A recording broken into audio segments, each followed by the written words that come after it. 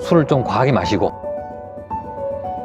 다 뺏어가냐 그러면서 폭력성을 좀 보이고 매주 가려고 하면 못 가게 하고 때리고 하는 거예요. 덮어놓고 반대한다. 종교활동 방해하는 거예요. 그거는 드라마나 뭐 영화에나 나오는 얘기예요.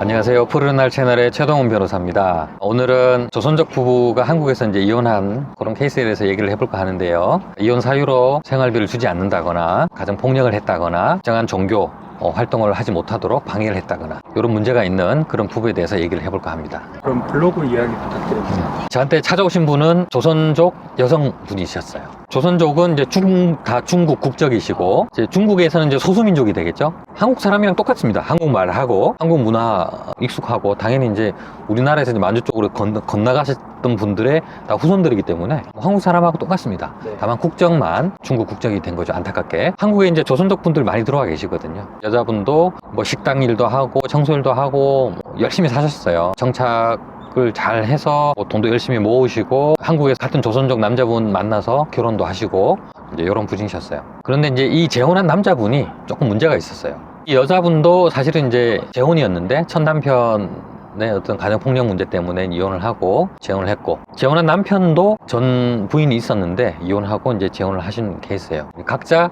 자녀들도 있어요. 성인이 된 자녀들도 있습니다. 그런데 이제 이 남자분이 술을 좀 과하게 마시고 일은 하지 않고 돈도 없고 당연히 생활비도 주지 않겠죠. 네. 그런데 술 마시면 폭력성을 좀 보이고 이런 분이셨어요. 재산도 없고 집도 없고 하기 때문에 와이프한테 얹혀서 하는데, 와이프가 전 남편하고 사이에 낳은 딸이 있어요. 다 큰 딸인데 딸도 이제 직장 다니면서 딸 명의의 집이 있었거든요. 그 집에서 살았던 거예요. 그런데 이 남편은 집도 없고 재산도 없으면서 뭐 큰 소리 떵떵 치는 거죠. 네. 예, 내가 이 집의 가장인데. 그래서 제일 문제가 되었던 거는 이 부인이 교회에 다니기 시작한 거예요. 교회를 다니기 시작하니까 남편이 그걸 용납을 못한 거예요. 가뜩이나 재산이 없는데 교회 가서 재산 다 퍼주고 있다. 헌금을 집에 있는 돈 다 갖다 준다. 헌금으로 얼마 내냐, 우리 집 거덜난다 지금. 이렇게 하면서 못 가게 하는 거예요. 매주 가려고 하면 못 가게 하고 때리고 하는 거예요. 그래서 몰래 가다가 나중에는 집을 나갔다가 막 이렇게 교회를 가기 위해서 막 딸이 막 설득도 해봤어요. 왜 못 가게 하냐, 엄마가 힘들어서 나가서 이렇게 위안을 좀 받겠다는데 교회 사람들도 잘 도와주고 하는데 왜 못 가게 하냐. 그럼 교회에서 뭘 도와주냐, 재산 빼돌리려고 하는 데가 교회다. 네. 절대 가지 말아라 하면서 이제 막 집에 있는 물건 다 부수는 거예요. 성경책 찢어버리고 막 교회 나가서 입는 옷 다 찢어버리고 이제 막 한 거예요. 그러다가 이제 그래도 나가니까 이제 때린 거죠. 막 때렸는데 이 부인이 막 멍이 들 정도로 얻어맞다가 결국 도망쳐 나갔어요. 친구 집으로. 피멍 들고 치료하고 이제 시간을 좀 보내고 있으니까 남편이 나중에 와서 미안하다. 잘못했다. 네. 이제 다시 돌아와라. 이제 이렇게 해서, 그러면 이제 나 교회 나가게 해줄 거냐, 안 때릴 거냐 이렇게 네. 했더니 절대 안 할 테니까 돌아와라. 이제 이렇게 한 거죠. 그 말 믿고 돌아갔어요. 네. 그런데 이제 교회 가는 걸 뭐라고 하진 않는데 이상한 일이 조금씩 벌어지는 거예요. 교회 가려고 뭘 찾았더니 자꾸 뭔가 없어지는 거예요. 이게 분명히 성경책이 여기 있었는데 없어졌고, 네. 뭘 나가려고, 이게 내가 교회 가려고 뭐 신발을 챙겨놨는데 신발도 없어지고 막 이런 거예요. 네. 이게 어디 가나 했더니 나중에 알고 봤더니 남편이 다 몰래 다 버린 거예요. 이 부인이 눈치채고 못 버리게 딸내 방에 물건들을 넣어놓고 잠가놨는데 네. 그것마저 부수고 들어가서 다 버린 거예요.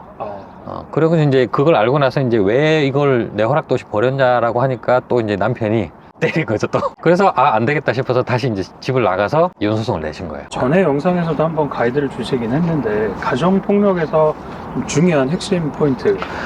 가정폭력 가장 중요한 거, 용서를 해줄지 말지를 결정을 하실 때 신중하시라는 거예요. 남편이 찾아와서 내가 잘할 테니까 돌아와, 안 때릴게. 돌아가셨잖아요. 또 때리거든요. 때리던 사람이 안 때리겠다, 그건 거짓말입니다. 그럴 수는 없어요. 사람은 절대 변하지 않습니다. 언젠가는 때립니다. 네. 저 사람이 갑자기 하루아침에 변했겠지. 그거는 드라마나 뭐 영화에나 나오는 얘기예요. 때리던 사람은 또 때리고 이제는 안 때린다고 약속했으니 안 때리겠다, 그걸 믿는 건 순진한 거예요. 그렇지 않습니다. 또 때리겠지만 돌아가려고 이제 결심을 하셨다면 난 그냥 맞겠다, 이렇게 결심을 하셔야 돼요. 저 사람은 또 때릴 것이고 나는 맞겠다, 난 참겠다, 이렇게 생각하시고 가셔야 되지. 안 때리겠다고 믿고 가시면 안 된다는 거예요. 때렸을 때 조치를 빨리 하셔야 돼요.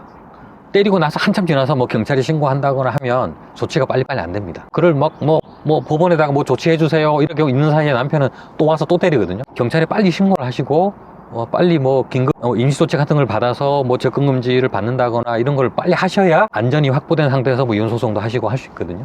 지체하지 마시고 빨리빨리 결단을 내리셔야 된다. 네. 그 말씀 드릴 수 있을 것 같아요. 사실이 아닐지라도 남편이 강하게 아내가 가정을 소홀히 하고 교회에 네. 올인해서나 어쩔 수 없이 이혼해야 된다고 주장하면 네. 이건 또 어떻게 대응해야 되는 건가요? 이제 이혼 사유 중에 과도한 종교 활동을 하고 진짜로 집에 있는 재산을 다 퍼다주고 가정은 오히려 소홀히 하고 특히 뭐 자녀들이 학생들인데 어린 학생인데 밥도 안 챙겨주고 공부도 안 시키면서 팽개쳐놓고 뭐 나가서 뭐 종교 활동하고 있고 이런 경우 간혹 있었어요. 실제로 그런 경우는 이혼 사유가 되거든요. 남편일 수도 있고 부인일 수도 있겠지만 이제 부인이 그랬다고 이제 예를 들면 남편이 너무 과도하게 하지 말아라, 가정 너무 소홀히 하지 말고 뭐 애들 밥도 좀 챙겨주고 하면서 해라, 그것만은 맞거든요. 네. 그래서 적절히 조화가 될 수 있게끔 해야 되는데 그 선을 넘어가면 그거는 이제 이혼 사유가 돼요. 근데 반대인 경우도 있거든요. 그렇게 과도하지 않아요. 종교 활동 당연히 할 수 있어요. 왜냐하면 이제 종교의 자유가 있잖아요. 종교 활동 하는데 남편이라도 그걸 방해할 수는 없어요. 그래서 정상적인 종교 활동을 하는데도 불구하고 남편이 와서 집에 있는 재산을 다 갖다 준다느니 네. 다 퍼다 주라느니 그 놈들 다 도둑놈이다. 심지어 이제 아까 그 사례에서는 목사님 집에 신방 오셨는데 거기다가 막 도둑놈이 우리 집에 와서 우리 돈 다 뺏어가냐 그러면서 면박을 주고 쫓아낸단 말이죠. 네. 그런 정도의 종교 활동을 방해하는 것들은 오히려 이제 그게 유책 사유가 되고 이혼 사유가 되거든요. 실제로 나중에 제가 확인해 봤더니 네. 이 부인이 교회에 얼마 갖다 줬느냐 그러면 네. 매주 드리는 주일헌금이 있어요. 기록이 돼 있더라고요. 2,000원 냈어요. 2,000원. 아, 그 다음에 매달 내는 네. 11조. 자기 소득의 10분의 1을 내는 걸 11조라고 하거든요. 네. 얼마 냈냐고 봤더니 네. 2만 원 냈어요. 2만 원. 그 2만 원 내고 2,000원 냈는데 그게 과연 집에 있는 재산을 다 갖다 주고 집안을 거덜낼 정도의 액수냐? 네. 그건 아니잖아요. 확인해보지도 않고 덮어놓고 의심하면서 때리고 막 한 거예요. 네. 교회 못 가게 막고. 그걸 자료를 냈더니 판사님이 어떻게 판단했느냐? 당연히 이제 남편이 유책 빼앗았다 이렇게 판단을 한 거죠. 물론 이제 그런 과정은 다 증거로 남아 있어야 되는 거죠. 네, 맞아요. 말만 하는 게 아니라. 예, 그 교회에 내는 헌금이라든가 이런 것들은 대부분의 교회라든지 어떤 뭐 종교 시설들은 그 재정을 투명하게 하고 있습니다. 네. 헌금은 얼마를 받았고 어느 때는 뭘 얼마를 내고 하는 것들이 다 정리가 되어 있고 그 다음에 요새 대부분 다 연말 정산 하시잖아요. 네. 예, 종교단체 기부금 전부 연말 정산에 들어가거든요.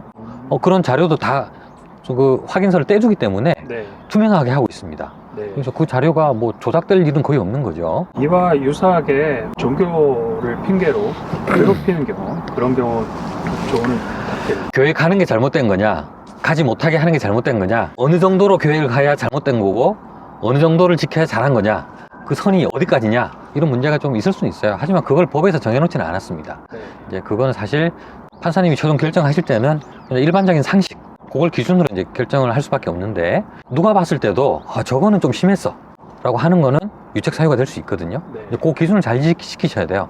내가 아무리 떳떳하고 내가 교회 가는 게 뭐 어때? 내 재산 내 마음대로 준다는데 뭐 어때? 그래서 뭐 교회 뭐 전 재산을 다 기부한다거나 가족 동의 없이 그런 것들은 문제가 될 수 있습니다. 그래서 자기 고집만 피울 건 아니고 또 이제 남편 입장에서도 덮어놓고 반대한다. 그 종교활동 방해하는 거예요. 헌법상 보장한 종교활동의 자유가 있는데 무조건 반대한다. 그런 것들은 과도한 통제예요. 그럴 권리가 없어요. 물론 협의해서 같은 종교를 가진다거나 일주일에 몇 번 가라든가 이런 거를 협의해서 할 수 있으면 좋죠. 하지만 그게 안 된다고 해서 무조건 폭력을 행사한다거나 강제한다거나 하는 것들은 이혼 사유가 되기 때문에 그런 것들도 조심하셔야 될 필요가 있습니다. 예, 오늘은 종교 활동과 관련해서 이혼을 했던 조선족 부부에 대해서 얘기를 나눠봤습니다. 비슷한 사례가 많이 있었는데요. 오늘 영상을 시청하시는 분들께 조금이나마 도움이 되셨으면 좋겠습니다. 감사합니다.